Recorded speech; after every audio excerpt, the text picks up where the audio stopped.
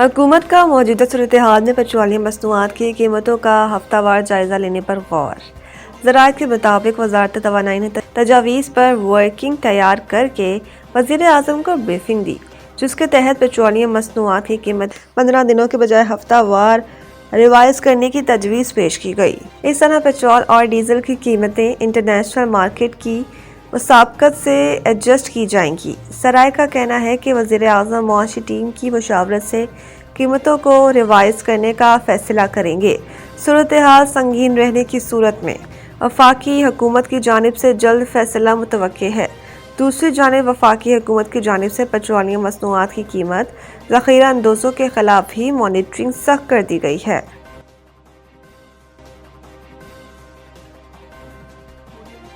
امریکی سینیٹ میں ٹرمپ کے ایران سے متعلق جنگی اختیارات محدود کرنے کی قرارداد مسترد۔ امریکی سینیٹ میں ٹرمپ کے جنگی اختیارات محدود کرنے کی قرارداد پر ووٹنگ کی گئی، جس میں جنگی اختیارات محدود کرنے کی قرارداد مسترد کر دی گئی، جس کے بعد ایران کے خلاف جنگ روکنے کی کوشش ناکام ہو گئی۔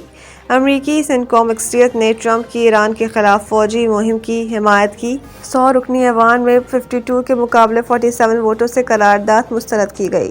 سینیٹ میں ٹرمپ کے جنگی اختیارات محدود کرنے کی قرارداد پر ووٹنگ کی گئی۔ قرارداد کا مقصد صدر ٹرمپ کا ایران میں مزید فوجی کارروائی سے روکنا اور کسی بھی کارروائی کے لیے کانگریس سے پیش کی منظوری کو لازمی قرار دینا تھا۔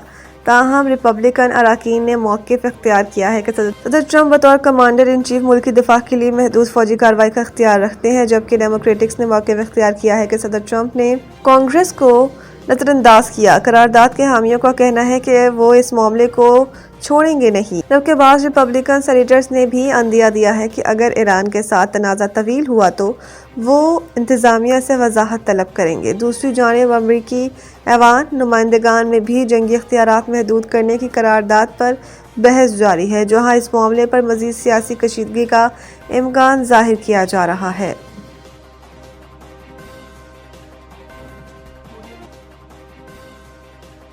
عراقی کردوں نے ایران پر زمینی حملہ شروع کر دیا، امریکی حکام کا دعویٰ۔ امریکی حکام نے دعویٰ کیا کہ ایران پر عراقی کردوں نے زمینی حملہ شروع کر دیا ہے۔ امریکی ٹی وی سے بات کرتے ہوئے ایک اہلکار نے کہا ہے کہ 1000 عراقی کردوں نے ایران کے خلاف زمینی کارروائی شروع کر دی ہے اور ہزاروں کرد سرحد پار کر کے ایرانی علاقوں میں داخل ہو گئے ہیں۔ نیو یارک ٹائمز کا کہنا ہے کہ امریکی CIA کی جانب سے کردوں کو اسلحہ فراہم کیا جا رہا ہے۔ امریکی وزیر جنگ پیٹ ہیگسیٹ نے بھی دعویٰ کیا تھا کہ امریکی فوج تو ایران کے خلاف باغیوں کو مسلح نہیں کر رہی، تاہم انہوں نے یہ بھی کہا تھا کہ امریکی حکومت کے دیگر حصے ممکنہ طور پر اس کام میں شریک ہوں گے۔ ادھر روسی میڈیا نے بتایا کہ ایران نے عراقی کردوں پر مبینہ حملہ کیا ہے، جس سے ان کے ٹھکانوں میں آگ بھڑک اٹھی ہے۔ دوسری جانب ایرانی خبر ایجنسی نے ایران کے سرحدی صوبوں میں کرد جنگجوؤں کے داخل ہونے کی خبروں کی تردید کر دی۔ توشہ خانہ 2 کیس میں عمران خان اور بشریٰ بی بی کی اپیلوں پر آفس اعتراضات۔ عدالت کی اہم ہدایات جاری۔ جسٹس خادم حسین سومرو نے بانی اور بشریٰ بی بی کی جانب سے دائر متفرق درخواست پر سماعت کی۔ بیرسٹر سلمان صفدر بانی اور بشریٰ کی جانب سے عدالت کے سامنے پیش ہوئے۔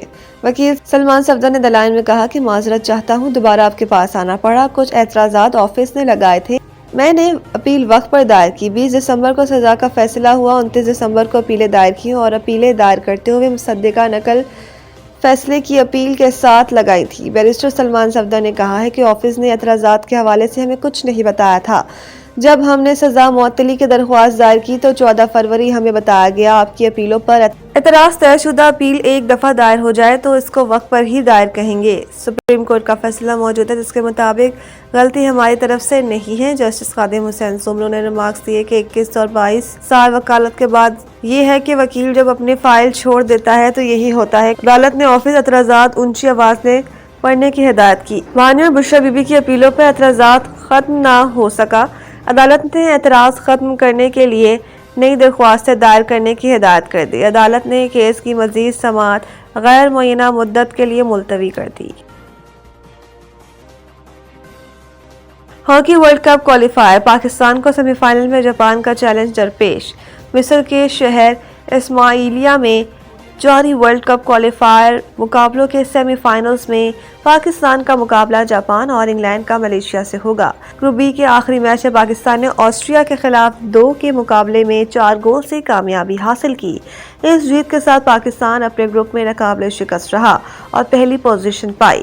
کپتان عماد بٹ نے سیمی فائنل میں بھی شاندار کارکردگی دکھانے کا عزم کیا۔ انہوں نے اس جیت کا credit chairman P C B Mohsin Naqvi اور حکومتی سرپرستی کو دیتے ہوئے واضح کیا کہ نئے کوچنگ سٹاف کی تقرری سے ماحول بہت اچھا ہوا ہے اور تمام لڑکے 100% کارکردگی پیش کر رہے ہیں۔